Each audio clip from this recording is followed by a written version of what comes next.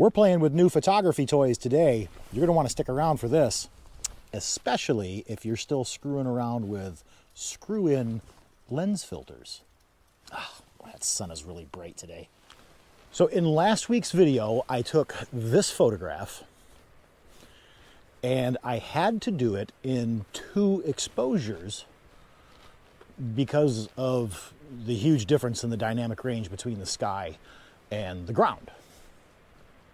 I have been lamenting for years about wanting a gradient or graduated neutral density filter. That meant that I needed to move to a square filter system in order to be able to use it the way I wanted to use it. So I've done that, did the research, and while I really like the Nisi system, I just didn't have it in the budget to spend $700. I do like the Nisi system. I know that the Nisi filters don't have any weird or funky color casts with their filters. I just didn't have the budget for it, so I kept researching and I fell upon the K&F system, and I've purchased the X-Pro square filter system for less than $300. I've taken it out of the package. I have not put it on the camera. I know a lot of YouTubers will film these things in their cozy offices. I just wanted to get in the field and get it to work. So here we are. And where we are is Ocioc Falls. It's the only real waterfall in lower Michigan. All the big name, popular, picturesque waterfalls are in the upper peninsula. I didn't feel like driving that far. So here we are, Ocioc Falls, with a bright sunny ass sky for our neutral density filter, and some bright sunny sky for our graduated filter, and some moving water for our 10-stop square neutral density filter, as well as a circular polarizer. So let's go and find ourselves a composition and put it all to work. So given where the sun is right now and where it's gonna be in about 20 minutes, we're not gonna need that graduated neutral density filter today. Sunrise is over there. So if I were to come back here and do a morning shoot, I might need it, but given the positioning of the way this is laid out here, probably won't need the graduated or the gradient neutral density filter. Boy, I sure hope you can hear me. These falls are pretty loud, but I am speaking directly into the microphone.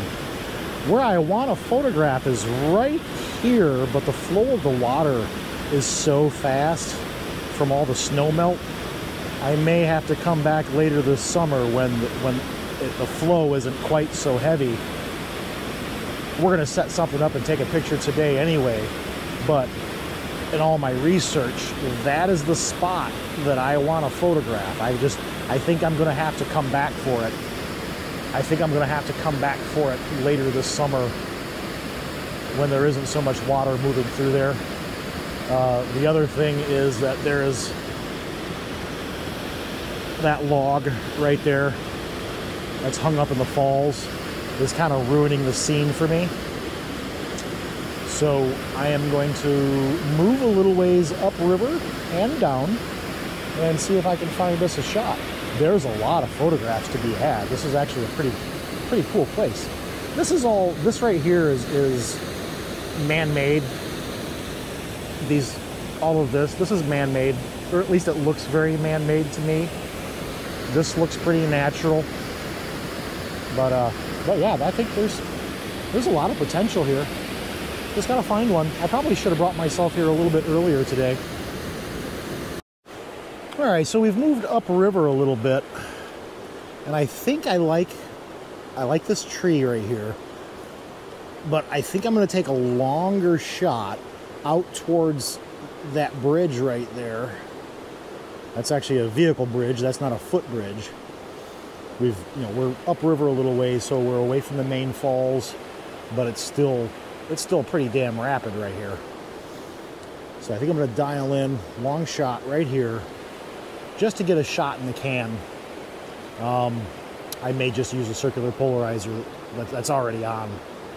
That's already on my lens before digging into the K&F filter set. All right, we got plenty of sun over here. Had to give my hat a little twist so I could actually see what was going on here. I actually kind of liked the shot. Didn't even have to get out the toys. Didn't have to throw on the lens shade just to block out that sun, because it is right there. Actually, you know what? Let me get the phone out and I'll show you what we've got squared up. There's our scene out in front of us there. And what we've got composed up in the camera. Let me get rid of that. But I like this dark tree here. I love the shadows under here. Our exposure was, what were we set up on here? I think it was f22. Yeah, f22 and half of a second. So, you know, we got just a little bit of shutter drag there for motion in the water.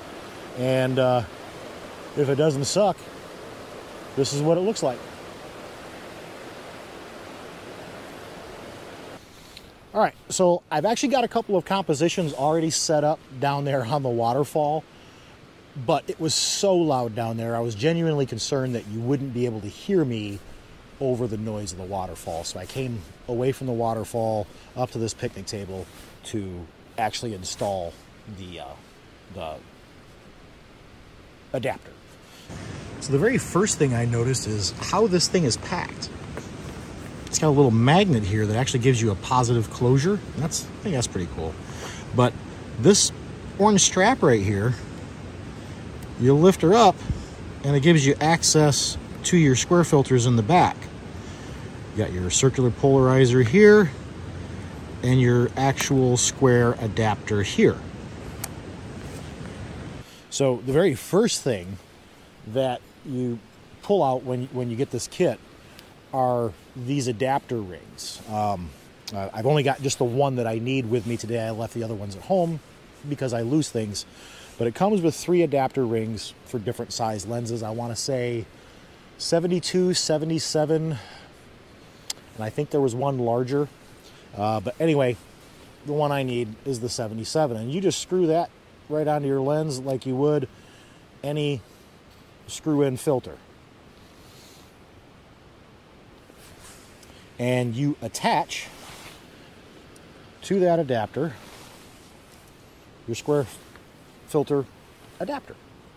This little orange ring right here is what locks into place on this adapter. And she goes on just like so. You give that little orange knob a pull,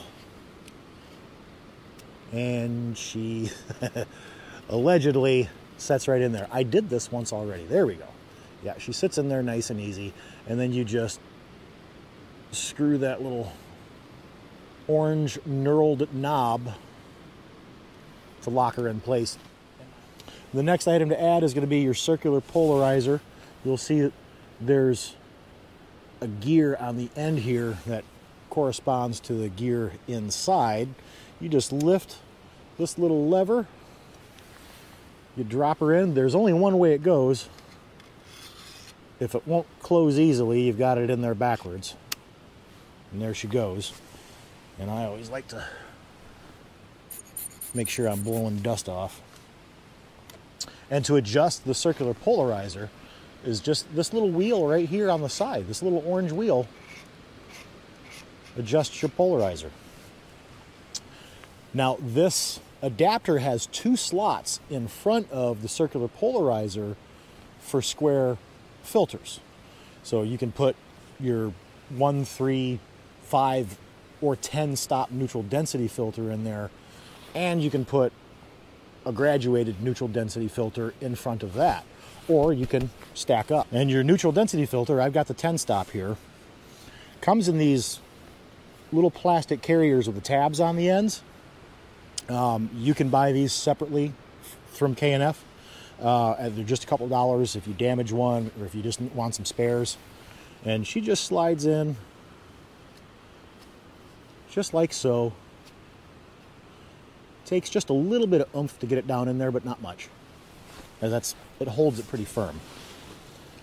And then you can put a second neutral density filter or whatever other kind of filter you want to put on that directly in front of it.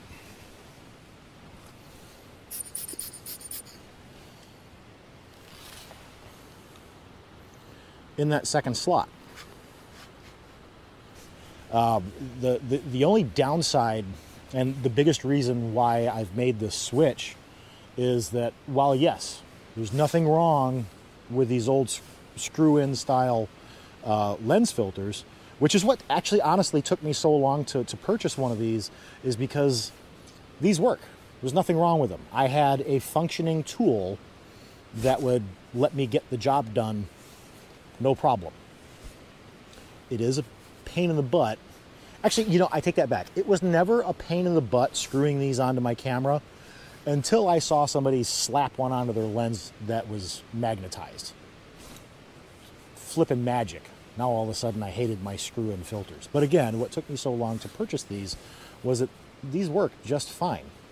The downside of the screw-ins, or even the magnetic ones, if you stack the magnetic ones on top of one another, you'll start getting vignetting around the edges of your frame, and that vignetting becomes even more pronounced when you're shooting a wider angle. And of course, there's workarounds for that. You can compensate for that. You can move your camera further back so that you can crop in later. But I'm very much a guy that I like getting it right in camera. I'll do the post-processing, no problem, but I like getting it right in camera. And this is letting me stack. I've got 3 filters stacked on here, and there will be no vignetting. I could even put, and I'm almost positive I can do it. I'm going to give it a shot. Probably not today, but I'm going to experiment with it. Stack a couple filters behind that adapter. There will be vignetting from those ones that are stacked behind the adapter, but there shouldn't be any further vignetting because this is so much larger than my actual lens. There's a huge step down on that adapter. But anyway, I'm going to experiment with that and figure it out. But as this sits right now, there are 3 filters stacked up here, and there will be no vignetting. I could shoot 16 millimeters, and that's not going to vignette. It might a touch, but I don't think it would be terribly noticeable or terribly intrusive. But anyway, there you have it. So, like I said, the biggest reason why I wanted this was specifically for this filter right here, the graduated neutral, or the gradient neutral density filter, just so I don't have to take multiple exposures to get my sky and the ground right. But anyway, there it is. Let's go take some pictures. I'm going to take this off because I'm not going to need it down there because everything down there is in the shade now. But yeah, I'm actually pretty excited to go give this a try. So I might have found use for the gradient neutral density filter. I like to walk around with my cell phone and use it to frame up compositions. And I just framed up something that if I'm quick enough, I might have an excuse to use that gradient neutral density filter. Let's have a peek at it.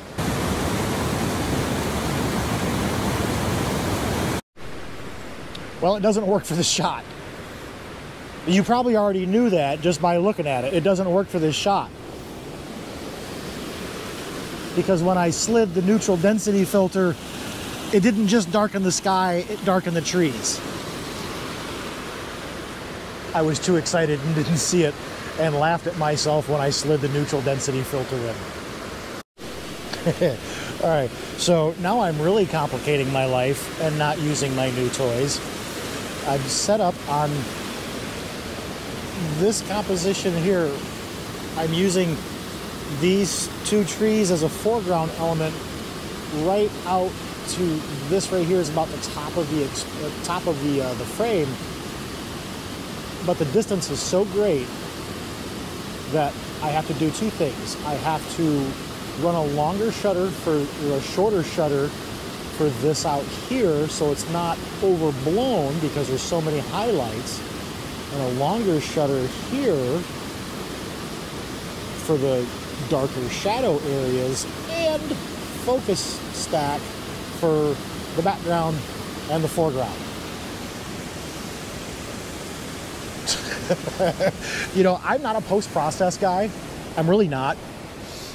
So it's going to be real fun to see if I can pull this shit off. My post-process editing is really limited to a couple of spot removals, color corrections, contrast, clarity, things like that. This is not something I typically do. I'm not afraid of learning it. Like I said, you know, I'm not afraid of Gunsmoke, but boy, I really do like to complicate things for myself. But I'm really having a lot of fun, so I'm gonna take this shot because it's the best one that I've seen that I've been able to pull out under this muted light. I really should come here in the morning. I was under the impression that the falls were facing the other direction. I thought the river was flowing the other way. I thought this was going to be an afternoon excursion. This is definitely a morning location if you want light. But anyway, let me go fuck this up.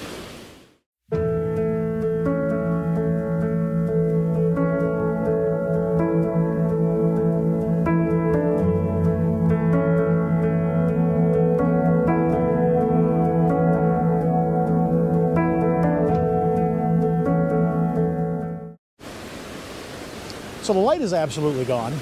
I mean, gone. The sunset's about 10 minutes away. But I've had an absolute blast down here, even down here in this diffuse afternoon light, because I totally misjudged what time I should be here. I'm coming back tomorrow morning, weather permitting, for morning light. Hopefully there will be morning light. But I hope you'll stick around because this video isn't done yet, and I am not done with this location by a long shot.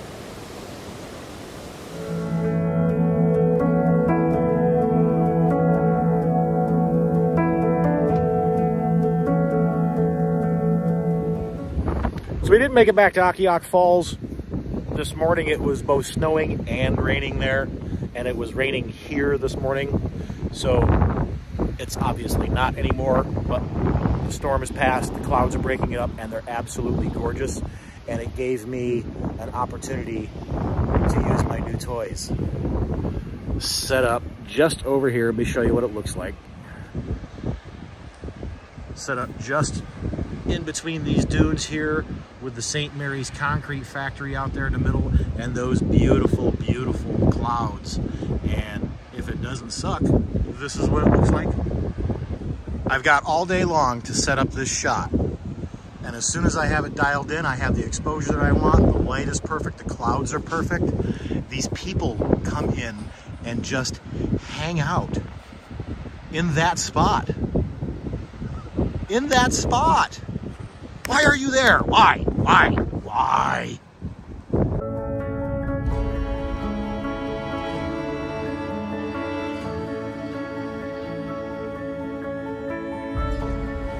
And if you're looking forward to going back to Akiak Falls, I will be going back out there later this year. So I apologize for basically being an interrupted hand job, if that's what you were sticking around for.